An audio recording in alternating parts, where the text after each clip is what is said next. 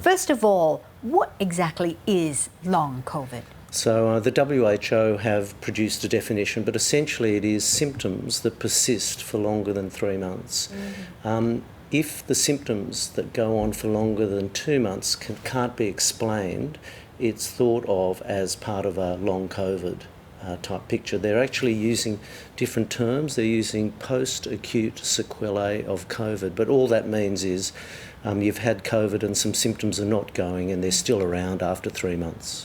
We've asked for some of our viewers to send in their questions because we are seeing more cases of long COVID pop up, and so people do have questions. This person has asked if a mild case of COVID can cause long COVID, or is it the case that if it's more severe, that's more likely to cause long COVID? Yeah, well, it's better to have mild COVID. I mean, it's better not to have COVID, yes. But it's better to have mild COVID. But there is some data saying about up to 46% of people with mild COVID will have some symptoms persist beyond 3 months. It's less than those people who've been hospitalised. And there's a whole host of risk factors for long COVID, such as it's more common in women. It's more common if you've been hospitalised. It's more common if you've had severe disease. So having mild disease is better. If you've got a lot of comorbidities or you're overweight, if your body mass index is above 30, which means you're carrying a lot of weight.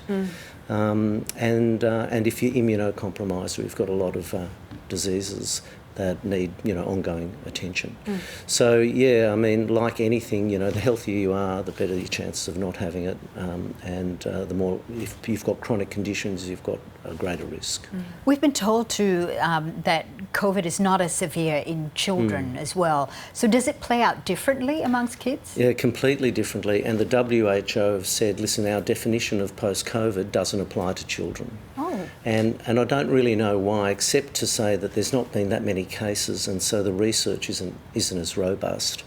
The way it played out in Children's Hospital in Victoria and New South Wales was that we were looking after the parents and the kids at the same time. So it was more about looking after the children in the community when the parents had COVID. So it's quite a different, it looks completely different.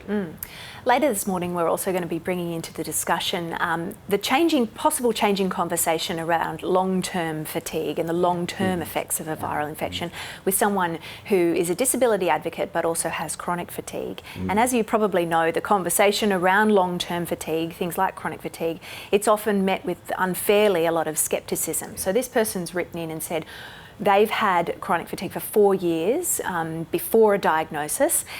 Will long COVID sufferers have a better chance of recovering because their disease is recognised? Obviously, from their perspective, they possibly haven't been recognised for a number of years. Yeah, so chronic fatigue is a really complex area, and there's a lot of people suffering with it who don't get answers. And one of the reasons is that when chronic fatigue was starting to be recognised, we didn't have the information systems that we have now, and we didn't have all this money poured into research like we have had with COVID.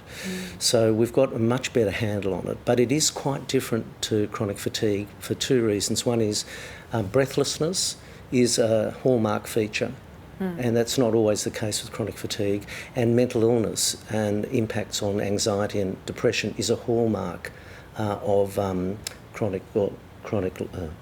long COVID as opposed to chronic fatigue. Right. So it's not the same, but yeah, I can understand chronic fatigue sufferers feeling a bit hard done by because there's all this research now into what COVID was, but we didn't really have that interest or the resources when chronic fatigue started to emerge. This, of course, just by the name itself, long COVID, it's going to be with us for quite some time. We have a whole generation of people, nation of people that's sort of going through COVID right now. That means that this long COVID will be with us for generations to come as well. Do you think our system is set up for this possible onslaught of long COVID cases? Well, I have to say the short answer is no, not yet. What happens is when the pandemic started, all the resources went into the front end, get people to survive, get them into hospital as soon as possible. Now that we've got long COVID and we're actually managing long length of stay in our hospitals now, we can't get people out of hospitals because our nursing homes are affected and all sorts of things. We're not getting the resources shifted into the post-acute or the long acute areas. So, for instance, in rehabilitation medicine, we're expecting each of the public hospitals to see at least 100 new patients every year with long COVID, but we haven't got more staff and we don't have more room, and no one's actually paid much attention to how to deliver that. So, yeah, the short answer is we need cooperation between the federal department and the state departments, because the federal department pay for the GPs, and the GPs are already, struggling giving injections, and now they've got to look after a whole new cohort of people. So we need cooperation like we had at the front end, and that's stopped. Yeah. And we need to have the federal government and the state government sit down and talk about how they're going to manage the back end of this. And we're looking forward to it. We're preparing for when that'll happen. Yeah, right. Good point. Dr. Stephen Foh, thank you so much for coming in and speaking to us. Thanks, Fauzia. Thank you, Jo. Thank you.